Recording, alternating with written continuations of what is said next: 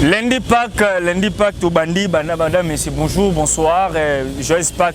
Il y a tout, chrétien, tout banda, Jésus-Christ comme Seigneur et Sauveur. Na tombé les bino boé, voilà mon bon début de la semaine à tous et à toutes. Merci beaucoup pour la fidélité la bino. Merci na nenge bossa la biso bolamou, merci beaucoup pour la suggestion la bino, ba remarque la bino, ba message na numéro ça la biso à chaque instant. Vous allez s'abonner chaque jour. Nous avons 2, 3, 4 personnes. Objectif et Expression 26 Télévision, 50 000 abonnés cette année, tout comme on a 50 000 abonnés, année prochaine, tu projeté pour 100 000 abonnés. Yoka base, on a une idée à 100 000 abonnés année Oyo. Donc, vous s'abonner massivement, vous partagez la vidéo, vous invitez à s'abonner à une information qui toko, à une information solo, une information vraie, une information à diabolisation, une information à l'amour. Abécho les trésors l'ombre, les futurs élus du peuple, les futurs candidats députés, les futurs députés d'Abisso, Amboka, l'Abisso. Bon début de la semaine, Joyeux Pâques. Merci beaucoup de Kouarma, merci à Congolais, nous sommes Bolanda Kabiso, na Expression 26 Télévision, et na Yoka Base TV, Bandeko, nous sommes appréciés. Nous avons vraiment que nous sommes vrai. Pas Kamala Mpona Bino. Le Pâques est le lundi Pâques.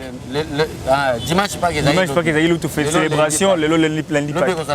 Le mardi normal journée continue. Merci beaucoup vraiment Bambote wana Madame Julie Bambi en direct à Paris. Namoni papa Félika Bala vient nanga Chikito Bouchachino. Pourquoi pas les grandes dames, la grande dame plutôt Anita Ntumba vraiment tous en direct à Maman Anita Ntumba, na pesio mbote, depuis quelque part, mbote na maman Anita Ntumba, maman Julie Bambi. Bonjour et joyeux Pâques, tu refaites. Et puis que nous on a le 27 avril. Donc anniversaire le 27 avril. Maman Anita Ntumba, déjà aux yeux de l'information, le 27 avril, l'anniversaire à tonton Armand Mumbilay, maman Julie Bambi, anniversaire le 27 avril.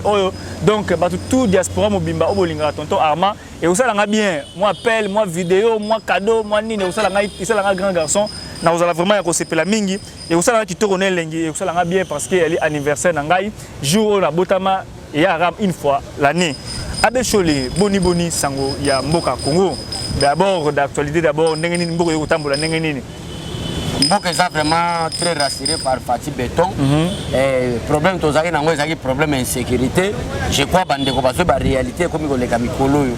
Et ça que ba Rwandais o bazaki na sona biso bazana kozonga déjà. Donc Paris est déjà gagné avec Fatih Béton. Donc mboka il y a pas match donc ça va. Merci beaucoup bandeko balandi. Tolobela awa 3 sièges moko malelo, serrez vos ceintures. Tokolobe Christian Mwando, Wazali proche collaborateur ya Moïse Katumbi, na ba déclaration au sala ba déclaration ya balkanisation au sala, nga vraiment na kosenga na aner ba luka ko interpeller Christian Mwando Simba na ba déclaration o ya sali ba déclaration moko ya malamu te congolais mon côté a ko appuyer ba déclaration o ya sali ya balkanisation moko la biso tokolobela déclaration oyo ya unité to pays ya soutien ya Fatih Béton o mwana mboka Vital Kamerhe Lwakaningini, ex-directeur du cabinet chef de l'État, et puis ministre, vice-premier ministre, ministre de l'économie, à la Goma concernant soutien au Bikeno, Félix Tshisekedi Tshilombo, Ali don dédié, Ali Moto Nzambatindi pour nous sauver Mboka na biso, Ali Moto Nzambatindi pour nous sauver Mboka na biso, Tokolobela yango, Tokolobela troisième sujet aux Ali, professeur Njoli, Ali député national, au pays semblera ça les partis politiques na yé, on a dit soit ça mais il est député, on a bien la liste MLC. Il faut que la loi aligner loi et révision sur la loi portant protection des anciens présidents de la République. Donc il faut loi la révisiter. Batalango, boni moto à Géraki Bino pendant autant d'années, pendant 10 ans, pendant 5 ans, l'air à Silici, beaucoup traité, beaucoup carré par infraction, surtout à Salaki. Donc à minute autant mon anzela boa beti mutuma sasi. Pourquoi? Parce que Azali ancien chef de l'État va beaucoup info. Nini à la réunion au Congrès.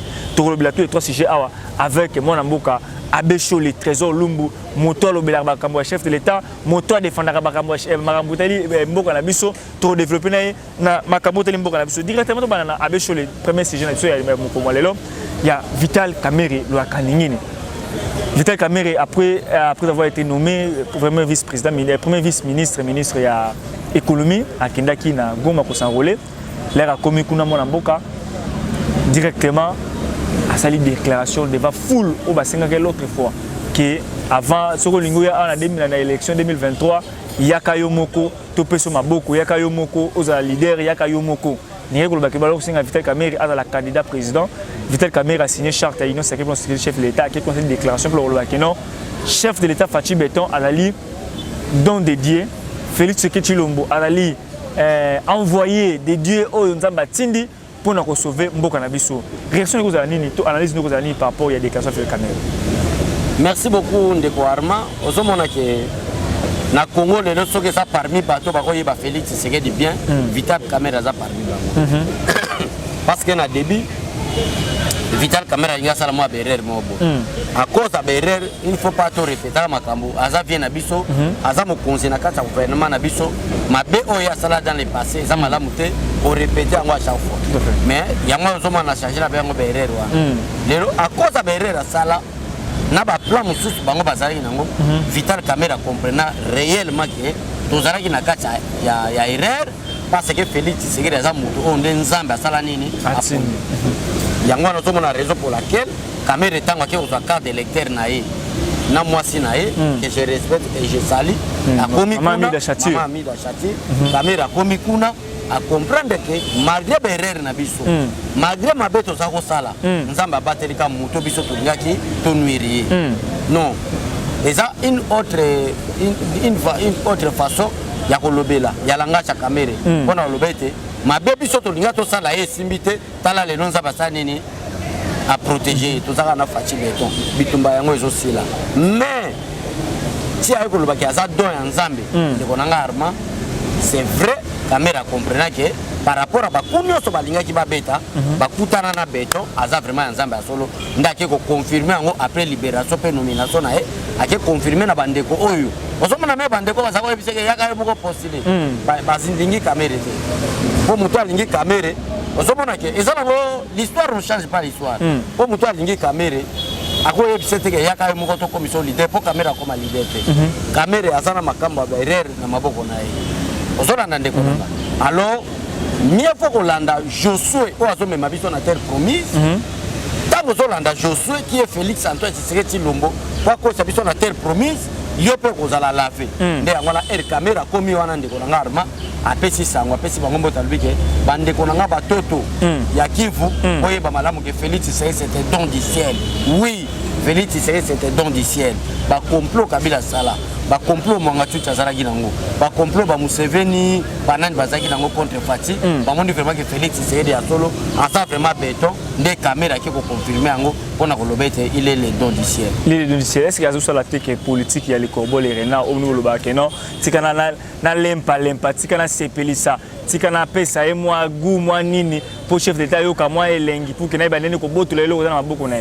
Félix Tshisekedi bien na biso to sepelaka na Félix Tshisekedi alingaka ko soutenir bato baza na sincérité politique ya les corbeaux et les renards ça oyo Félix asalela Kabila na intention Kabila ezaki ke 6 mois ba oboma Fati yango somona une année ya Fati bato bayibi bambongo bato basali sali makama mabe parce que bazalaki sirika ko sa désanté osona na ndeko nanga mutu moko ko sa Fati na politique te parce que président Félix Tshisekedi politique ya les corbeaux et les renards ça yi oyo nyonso ko ya politicien ndeko nanga somona Jean-Marc Aboundou c'est notre président Jean-Marc Aboundou c'est notre ex-président de l'IDPS.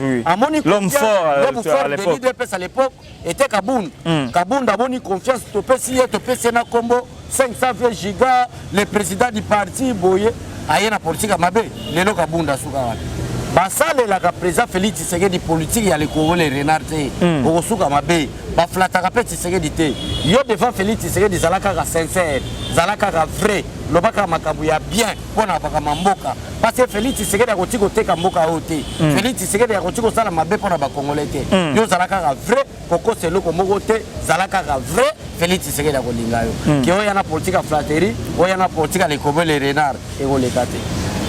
Est-ce que déclaration Kamerhe sali elle est déclaration sincère c'est nous bon Kamerhe makamune na linga vraiment ko to profond te po yé makamune so ko to profond oya ko simba touche pam ba fait na biso ba mko lelo ba yini bango na ba peuple congolais pona na ba Kamerhe wana makambo Kamerhe ngana ko ebisaka Kamerhe azana conseil na ko PCT ay baka ke politique to zana pour sa sincérité na loyauté azwa loyauté a tiango le la dénominateur commun na pour soutenir Fachi Beton. Merci beaucoup bande ko comprendre par rapport à la déclaration oyo Kamerhe sali Caméra lobby Félix Tshisekedi Tshilombo, c'est un don de Dieu. Félix Tshisekedi Tshilombo a envoyé de Dieu pour sauver cette nation. Est-ce que Ezali a solo, est-ce que les gens ont barra pour Caméra un grand joueur, dribble Ramaka, c'est un bon médiateur. Caméra c'est un bon joueur na politique, c'est Mkwantombolo Fati Beton. Mkwantombolo un grand joueur, Azamwana na c'est ma Fati. Donc Fati ndazo encadré bangoti. Fati ndazo bisa bango beta na 7 hours. Jean-Pierre Bemba beta na 9. Peter Gaza di beta na 10. Kabuya beta na 4. Et ça Fati Beton ne mutaka bola ba poste. Donc Fati c'est entraîneur et puis Caméra. Oui, entraîneur coach. Coach c'est jamais Fati. Voilà. Fati ndaza coach. Alors tu évolué par rapport à l'actualité du jour ya Mokomo lelo. Tu côté dans la loi Tchani. Des pères et des mères. Côté tout le monde Pâques, tu as la semaine lundi Pâques. Lobby et dimanche, l'équipe tout c'est le pas qui passe. On a 4 sortes de Bertin. Pour la mutuka la constitution parce que les lots constitution c'est la mutuka na la constitution les deux photos solo là bien. Voilà. Quand on tout côté les par rapport à yango loi Tchani odali ko créer problème la mboka na biso en attendant constitution mboka na biso et il y a Monseigneur Fridolin Ambongo a lobby était loi Tchani ezali mabe. Mais avant de côté na loi Tchani, il n'y avait pas Monseigneur Ambongo. Zone article 12 na 13 de la constitution Mboka na biso. Oui oui. Côté maître Thomas Louaka, ancien président de l'Assemblée nationale. Article 12 hein. Oya lobby article 12 yango. Balobi ni article 12 wana. Article 12 la constitution de la République démocratique du Congo. Balobi était tous les Congolais sont égaux devant la loi et ont droit à une égale protection des lois. Voilà. Voilà. À lobby, donc tout Congolais a droit égaux devant la loi. Mais boni, bino bataille des pes, boni, Noël Tchani, alinga créer loi moko boye, oya ko violer constitution moko ko déterminer Congolais à 100%, na Congolais à 50% pour comme la magistrature suprême. Ils allaient violer d'abord la constitution Oyo Simbi na Maboko. Voilà, 13. Aucun Congolais ne peut en matière d'éducation et accès aux fonctions publiques ni à aucune autre matière faire l'objet d'une mesure discriminatoire qu'elle résulte de la loi ou d'un acte de l'exécutif en raison de sa religion, de son origine familiale, de sa condition sociale, de sa résidence, de ses opinions ou de ses convictions politiques, de son appartenance à une race ou à une ethnie, à une tribu ou à une minorité culturelle ou linguistique. Voilà. On a évité. Ah, on va évoquer par rapport à nous. À l'obéité, Dino. Bolingo violer parce que vous tu as loi violer biloko parce que ko empêcher muto à na pouvoir en tant que papa na yeto maman na ali congolais yali ko violer loi oyo botika eloko oyo ezali malamu te. Merci beaucoup Ndeko Arma muta lobi makamwana ezana ni Thomas Louaka oyo lobi que je connais le Congo. Merci bandeko vous partager vous commenter vous liker vous faire sa suggestion na bino. Moi, je suis trésor Lumbazo expliqué. Thomas Louaka, ça c'est la constitution de la République démocratique du Congo. La déclaration, autant que article 12, autant que article 13. Dans l'article 12, Thomas Louaka le que tous les Congolais sont égaux devant la loi et ont droit à une égale protection des lois. Voilà. Voilà l'argument pour terminer la loi Tchani. Autant dans l'article 13 de la constitution, alors, aucun Congolais ne peut en matière d'éducation et d'accès aux fonctions publiques. Aucun Congolais ne peut en matière d'éducation et d'accès aux fonctions publiques, ni en matière, ni en aucune autre matière, faire l'objet d'une mesure discriminatoire. Na bandeli lisusu de warma pour Congolais et bamalam. Aucun Congolais ne peut en matière d'éducation et d'accès aux fonctions publiques ni ni à aucune autre matière faire l'objet d'une mesure discriminatoire qu'elle résulte de la loi ou d'un acte de l'exécutif en raison de sa religion, de son origine, de sa famille, de sa condition sociale, de sa résidence, de ses opinions ou de ses convictions politiques, de son appartenance à une race, à une ethnie, à une tribu, à une minorité culturelle ou linguistique. Jamais. Jamais de Kouarma. C'est que Thomas Louaka Soka Sala droit, Bakabela diplôme à Kabela. La constitution est seigneur Totangango. Malam. Malam. La constitution est seigneur Tolimbolango Malam. Il y a attendu article 12 na 13. Selon Thomas Louaka, l'article 12 na 13, loi Tchani et Zoya ko violer article 12. Oh, comment ça allait égaux. Oui, oui. On parle des Congolais. Discriminatoire au constitution et lobby n'a pas étranger. Et lobby n'a pas Congolais. L'article 13 et l'article 12 de la Constitution parlent et protègent toujours les Congolais. Thomas Louaka, l'article 12 et l'article 13 ne protègent pas les Rwandais, ne protègent pas les Zambiens, ne protègent pas les Sud-Africains, ne protègent pas les Allemands ou les Américains, mais ça protège les Congolais. Ce qui est ça, les Congolais, qui est la loi Tchani, à mon équipe, on a eu le Congolais de père et de mère. Et que la loi Tchani est discriminée, il y a tout ça, le débat contradictoire. La Constitution, autant dit article 12, dossier à Moïse Katumbi de Kouarma, Limbisane Nassimaru. Si Moïse Katumbi réellement, parce que les Katanga est ligne de province de la République démocratique du Congo. Mouton Sasa Congolais, à Botami de père et de mère, na Katanga, aïe babé que loi Tchani est protégée. Loi Tchani est un peu contre l'étranger. Loi Tchani est boyipé, payaté. Et c'est que Thomas Louaka, loi Tchani est protégée seulement quelques postes. Il y a la souveraineté. Ils sont protégés par poste de sauté. Katumbi est la maire de la ville. Katumbi est la gouverneure. Malgré il est étranger. Parce que comme il s'agit de Katumbi, il faut tout temps que Katumbi c'est un étranger. Et ça la vidéo ils ont circulé. Mais Katumbi est étranger dans la passeport congolais. Non. Vous pouvez faire l'ongolais en exil comme ça, le Congo a fait passeport. Qui peut avoir le passeport congolais? Ce n'est pas seulement des Congolais, ce n'est pas seulement des Congolais de père et de mère. Les passeports congolais, tout le monde qui a son passeport, c'est-à-dire il n'est pas Congolais de père et de mère. Les passeports congolais ne signifient pas que vous êtes Congolais de père et de mère. La loi Tchani de père et de mère est le Moussous. Avoir un passeport congolais ne fait pas de vous Congolais de père et de mère pour entrer, ou soit tout le monde qui a une carte d'électeur, ça ne signifie pas qu'il est devenu Congolais de père et de mère. Nous devons respecter les lois de la République démocratique du Congo. Le Congolais Thomas Louaka a suivi l'article 12 de la Constitution. Le Congolais Thomas Louaka a suivi l'article 13 de la Constitution. Que dirons-nous de l'article 72? L'article 72 de Kouarma, parce que nous sommes la Constitution, il faut pas na entièreté nango. Yo Thomas Louaka obimisi article 72. Mais biso tozo bimisa article combien? Non, il y a bimisi article 12 na 13. Abimisi article 13. Mais que dirons-nous à l'article 72 de la Constitution? Article 72 de la Constitution de Biboui. Le président de la République est élu au suffrage universel direct pour un mandat de 5 ans renouvelable une seule fois. À la fin de son mandat, non, n'attendez article 70. Mais je parle de l'article 72.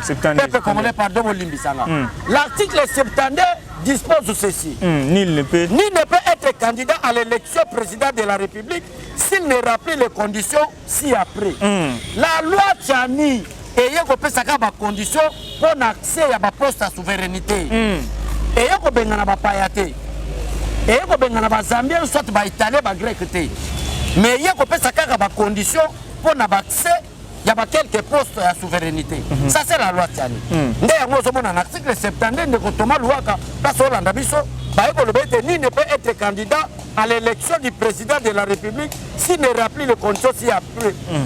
posséder de la nationalité congolaise d'origine. Qu'est-ce que signifie selon Thomas Louaka posséder de la nationalité congolaise d'origine? Est-ce que Thomas Louaka peut nous interpréter l'article 72 de la Constitution? Quand on dit à l'article 72 de la Constitution que nul ne peut être candidat à l'élection du président de la République s'il ne remplit les conditions ci-après. 1. Posséder de la nationalité congolaise d'origine. Selon Thomas Louaka, qu'est-ce que signifie posséder de la nationalité congolaise d'origine? Est-ce que Thomas Louaka peut nous expliquer? Bon, ça la question qui m'a yélé et le moins à Moutou est comme il boum. Et comme il m'a bé, Thomas Louaka na mayele nyonso je connais le Congo zanango. Alors on m'a yélé na kaboshi na ye, atsango na vendre. Au moins, c'est quoi conséquence? Donc, c'est-à-dire. Merci, Ndeko Nangai. Tout tardi parce qu'on a tout qui n'est pas Ndeko Ambongo à l'occasion il y a fête à Pâques pour ajouter côté la population congolaise. Alors, un projet de loi sur la congolité à la veille des élections nous divise davantage plus qu'il nous unit. Au lieu de nous focaliser sur l'examen d'une telle loi qui nous divise, nous ferions plutôt mieux de nous resserrer des coudes pour déceler le jeu finesse des ennemis de notre patrie avec l'adversité de balkanisation de notre pays.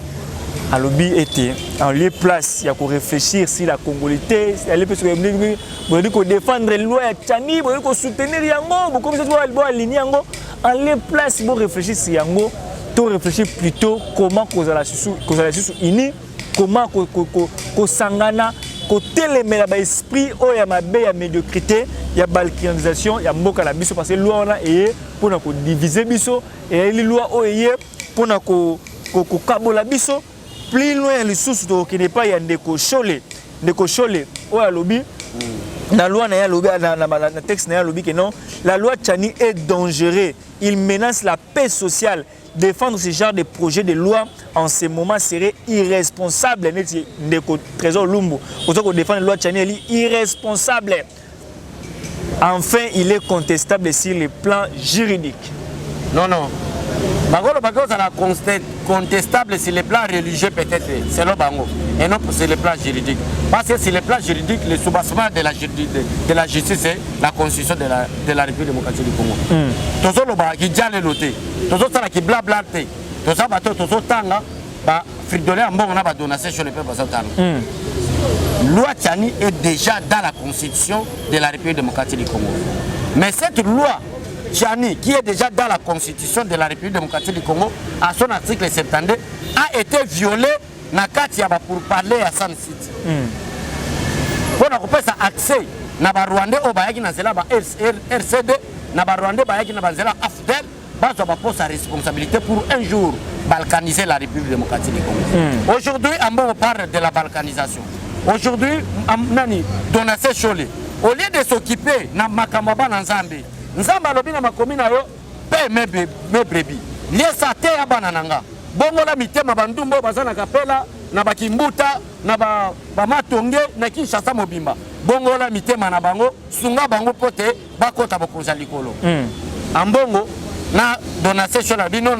To bongo la bango te par contre to kotinda bango life. Ndeko nanga Arma. Vous pouvez me poser toutes sortes de questions. En quoi cette loi dérange? Pourquoi cette loi dérange? Pourquoi parce que moi je suis congolais. Ma mère est une congolaise d'origine. Mon père congolais d'origine. En quoi cette loi dérange les Congolais? Moïse Katumbi a dit qu'on tweetait. Alors bien que loi ils ont même racisme, ils ont même tribalisme. Fridolin a mon que loi ils ont risqué même la balkanisation.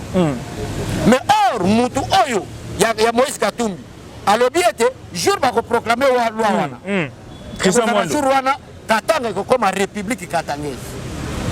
Ambongo côté on a tourné à tout le baïté et comme la balkanisation. Quel jeu joue entre Fridolin Ambongo, Donassé Cholé et les politiciens de Katanga comme Moïse Katumbi? Bazo jouer génie. Baza na plan ni baza na complot ni. Quoi pour ni balingi basala na Congo? Parce que la loi, la constitution est claire. Le Katanga est l'une des provinces de la République démocratique du Congo. Comme les Bandundu, les Kivu et les autres provinces. Mais comment est-ce qu'ils ont posé problème car les politiciens ont fait la Katanga? Pourquoi cette loi de Tchani ont dérangé Kaka Katumbi? Pourquoi cette loi de Tchani ils ont fait l'attaque Kaka na Katanga ndeko comme la République mais la province sous-sauté? Parce que les Mbongo ya bato. Parce que les Mbongo ya Katumbi. Katumbi a financé bango na ba colta na ba minéraux na biso azalaki copier. Katumbi n'a jamais été mwana mutu mbongo. Katumbi ndia comme si famille na bango na mbongo ya copier richesse à Congo. En pillant les richesses de la République démocratique du Congo, a commis qu'on corrompre bato na ba 100 ba 200 dollars. Yango zo mona ba journaliste belé ba collègue na yo. Ba chrétien belé lokola ba mbongo ba chole qui sont payés chaque fin du mois par l'argent makila ba congolais ba commis côté mais la loi Tchani. En quoi la loi Tchani est comme ma balkanisation?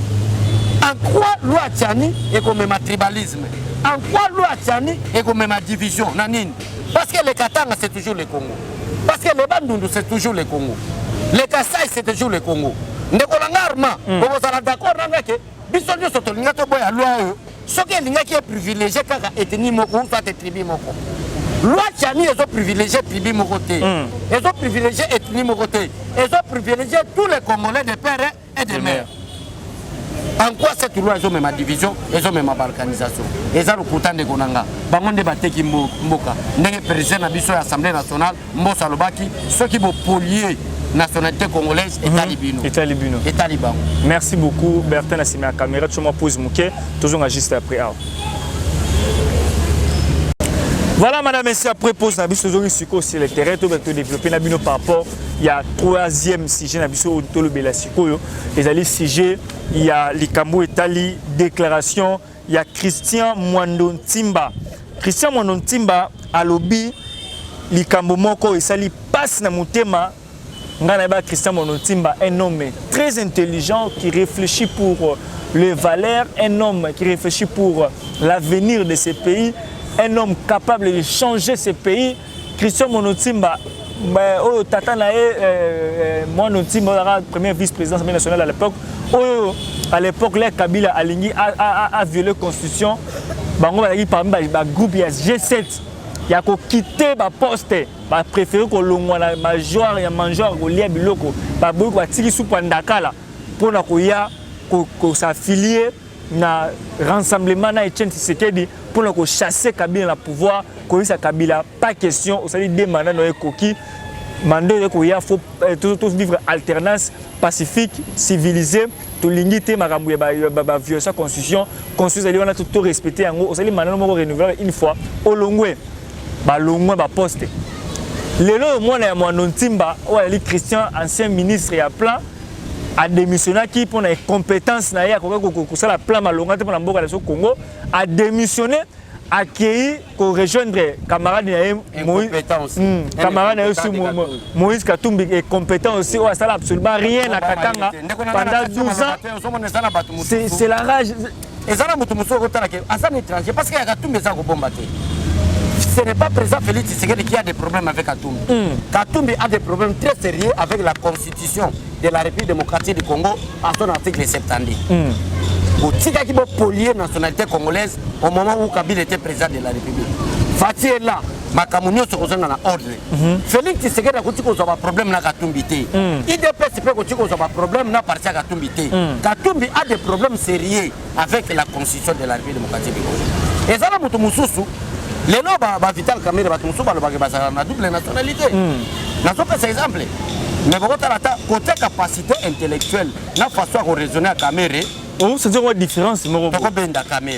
Mais Katumbi, une nationalité douteuse, capacité intellectuelle,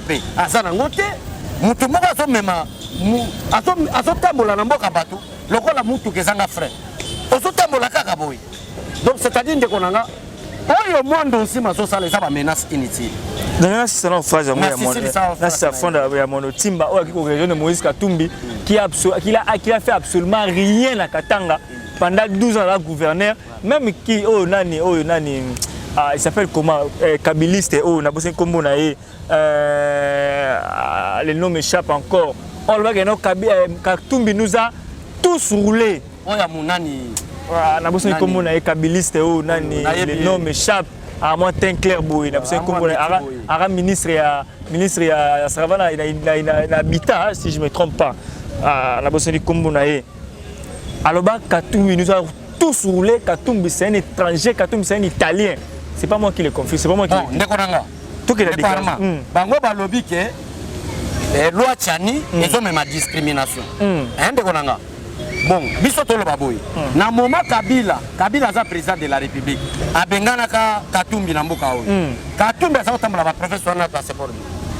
Ah, c'est ça aussi une bonne question. Il faut que Katumbi réponde. Katumbi va répondre. Tango Kabila bengani ba comédien ba ba sai Kabila.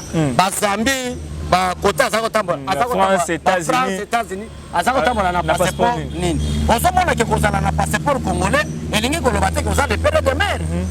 Parce que ba boto la ke passeport awa. Ake ba Zambie, aza kotambola na passeport nini. Si ça question notre évoluer ndekona. Voilà. Lelo Christian Mwando Ntimba sala ki déclaration devant ba militants ensemble pour la République. Pour la Roloba Boé, si Katumbi n'est pas candidat, le Katanga va se détacher de la RDC.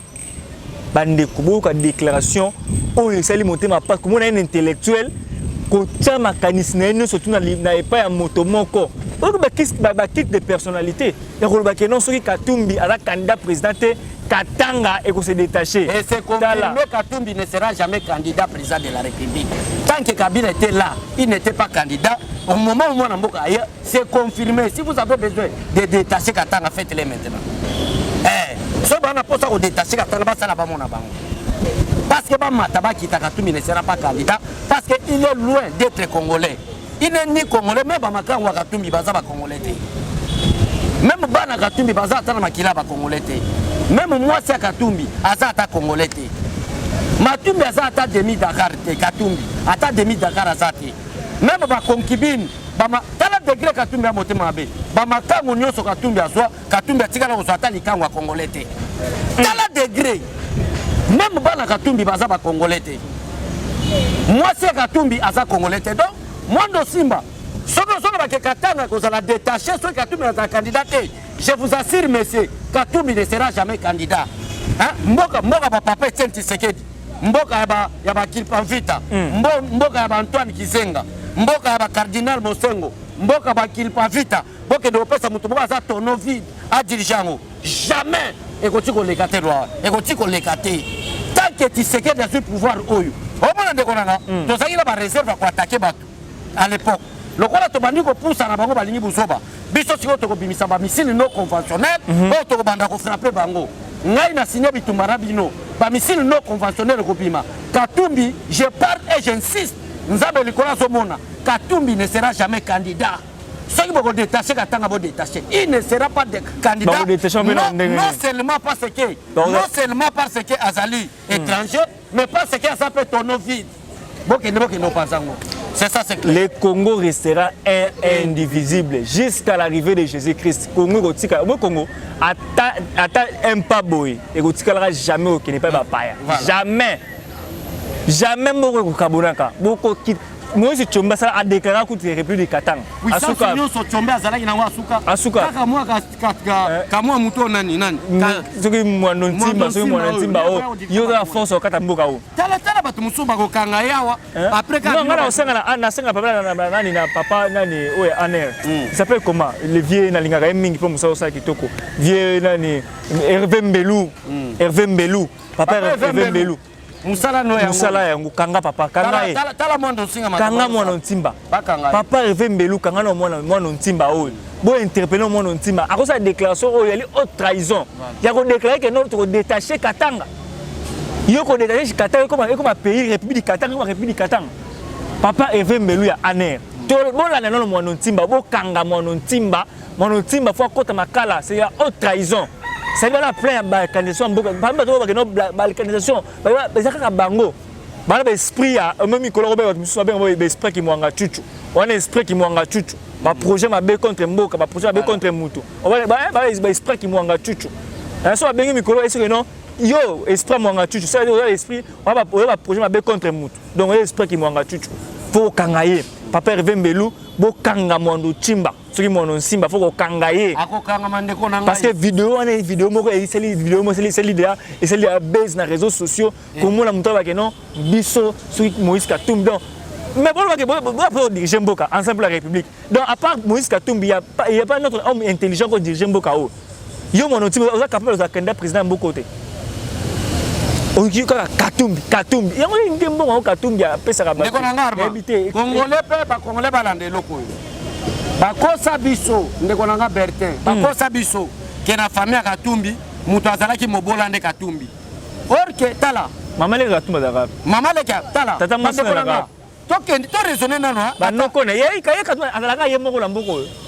C'est ça le problème. Ataba maman le Katumbi, babi, mabalo baketosa, maman le Kanani, Yakatumbi. Ba nièce, ba cousin. Ça, Moutounza, Basala, Mokila, Zala, bande côté, comme on est Melchisedec.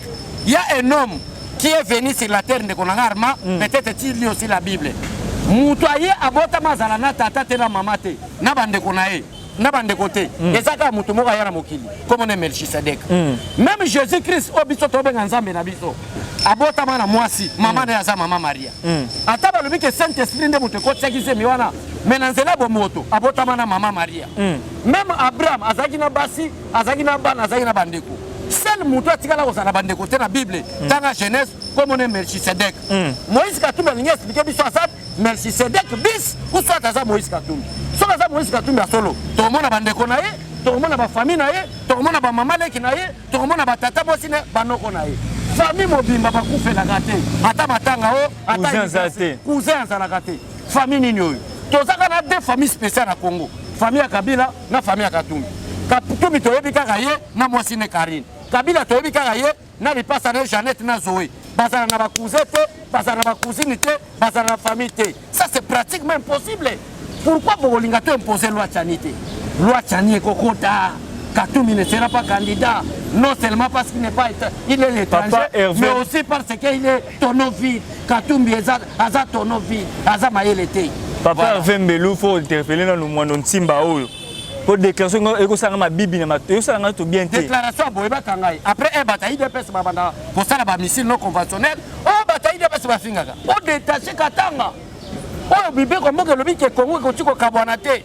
À cause d'un candidat mondial et juif, grec, ou à qui au fond d'Abino Congolais, qui n'a qu'un Congo, parce qu'on dit Mangate qui n'a postulé pour les juifs. Yozo le Bakeboko comme ça Katanga, ligne de la République. Katumbi ne sera pas candidat. L'Icolona m'a belé que tout a raté. Boko Bimapé, Boko ça la marche. Depuis Fatia, va pouvoir tomber en opposition. C'est pas militaire. Pas personne à Baraba.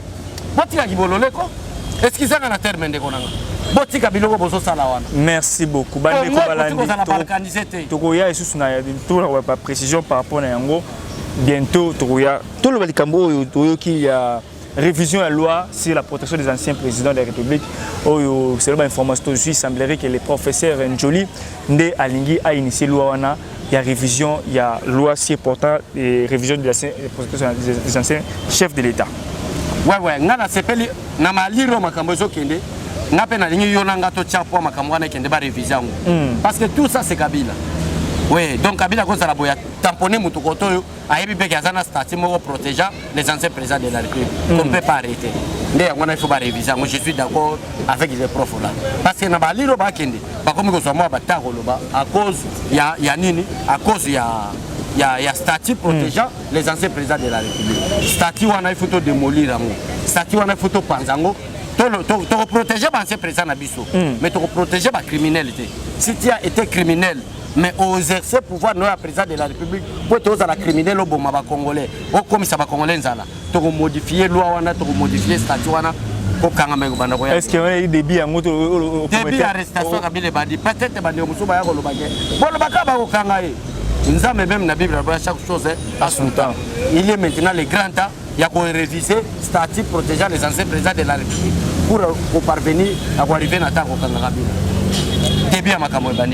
Merci beaucoup Bandeko Balandi Abecholi tout comme nesukwa émission Mokomo lelo tangunga elingunga Bertrand Sima la caméra combien de minutes presque nous sommes dans des 30 combien de minutes dans des 37 minutes dans des 35 minutes nous sommes arrivés à la fin émission Sengaraboé to bien l'essentiel ko ba belé peuple congolais asimbani pa kangani to simba ke loi Tchani tozo viser mututé loi Tchani tozo viser ba tuté loi Tchani eza uniquement la protection. Il y a un poste à souveraineté à l'État. qui peut accéder à la poste wana. C'est ça la loi Tchani. Mais ce qui Katumbi a répondre à des critères, parce que même quand la candidat président de la République, il y a des critères constitutionnels. Dans les critères, ce Katumbi a disqualifié, ce n'est pas un problème. Et je crois, je suis sûr et certain du fait que loi Tchani est côté déjà dans le programme de l'Assemblée nationale. Bazo voter à moi koleka Katumbi ozala candidat. Katumbi ozala candidat. C'est que ndema bango ba boule ke biso to banga bango. Mais ce Katumbi azaki ata congolais ata côté ya maman. Tolinga to lekisaye a postula mon ndenge to battre. Mais du fait que ata côté maman, ata côté papa, ata côté 25% ne balobake. Maman donc azate.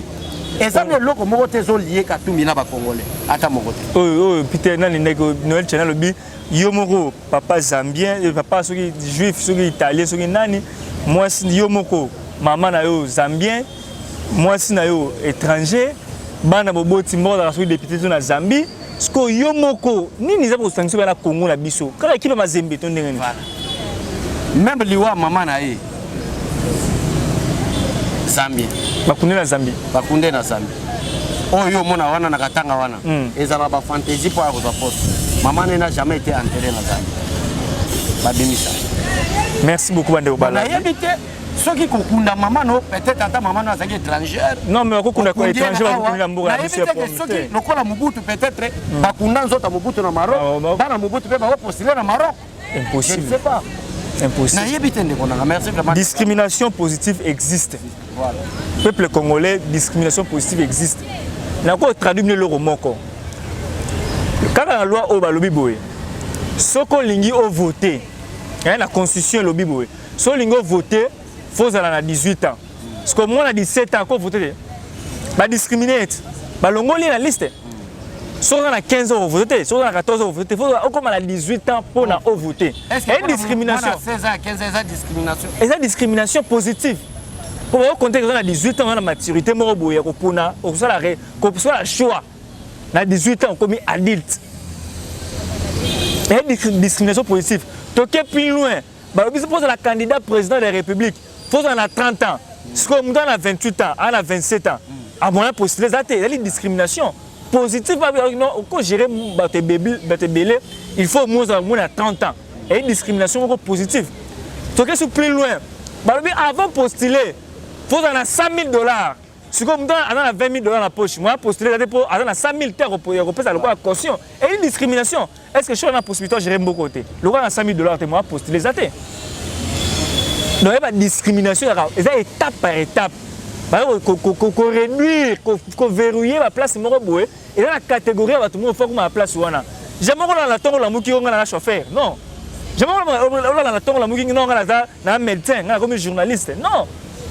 Et dans la catégorie à bateau, on va dans la place ouana. C'est-à-dire que non, avant comme journaliste, il faut tant qu'il y ait IFACIC, qu'il y ait INEKIN, qu'il y ait IPC, qu'il y ait Bel Campus, qu'il y ait APIC, qu'il y ait autant de journalisme. Avant comme à la place ouana, on a un médecin, qu'il y ait INEKIN, qu'il y ait IPC, qu'il y ait autant de la poste, pour ça, on a la médecine, on comme un médecin. J'aimerais que l'examen. C'est pratiquement impossible. Donc, et ça, la loi, la préoccupation, elle est positive. Ils allaient encourager Congolais Fungolamus. Congolais Fungolamus. Papa Hervé Mbelou, pour interpeller mon intime, pour déclaration, il y a un passe. Il y a un intellectuel qui dit non, ceux qui sont les candidats, ceux qui Augustin Kabouya, ceux qui ont aligné sur les candidats qui ont lutté au Kabouya IDPS. Ça n'a pas de sens. Mais on a combien de problèmes? Un problème très sérieux. On a un problème? Il y a un candidat président car on a des transités parce qu'il y a parmi des il y a des tonneaux vides pour pas même mambo cannabis sur le banc. Et vous passez sur les. On a combien de problèmes? Et combien de problèmes sérieux? Donc yo bo tchema kanis nyesto titre de personnalité pas mutu moko. Yeka ka ou rien. Mboka oyo. Chers Congolais, abonnez-vous massivement chez le invité. Abonnez-vous massivement à Expression 26 Télévision, Yokabas TV pour ne rien rater. Nous sommes là pour de bonnes informations. Appelez-nous, écrivez-nous pour vos suggestions vraiment. Et demain aussi, procès Mangachouchou. Pour que procès Mangachouchou lobby. Donc, on va redécouvrir le lobby. Ni nous à la carte de Mangachouchou. Bertrand, c'est ma caméra, vous allez voir. Nandolo. pour assister côté la nini pousser mon chose là et puis à part voilà les sous et les avocat avocat au basala ba magistrature ba qui nous manifester devant nini basala ba test na baba zoaki mais qu'est-ce qui se passe maman ministre Rose Mutombo qu'est-ce qui se passe avec ba magistrat ba manifester lobby donc lobby sous maman Adel Kainda on a le ministre à portefeuille à remercier Nzambe pour na ndenge nini ba facha punir les sous à la ministre à portefeuille donc voilà un peu Toko Zalawana pour assister maman Adel Kainda. Tu vas remercier la caméra. Bertin Mutombo, double brassard, caméraman monteur et solo. Je remercier Ginette Matoko, la femme poilie. Donc moi c'est ma nefou. Ginette Matoko Mbotenayo. Merci beaucoup maman. Maman Anine Tumba. Maman Anine Tumba Mbotenayo. Ngai anniversaire ngai le 27 avril. Maman Anine Tumba anniversaire ngai le 27 avril. Oh maman Anine Tumba. Maman Anine Tumba anniversaire le 27 avril. Oh olobi nini mère. Aïe aïe aïe aïe aïe aïe aïe aïe. Donc les 27 anniversaire abonnez-vous massivement, restez scotché branché dans vos chaînes et vous ne serez jamais déçus. Bye.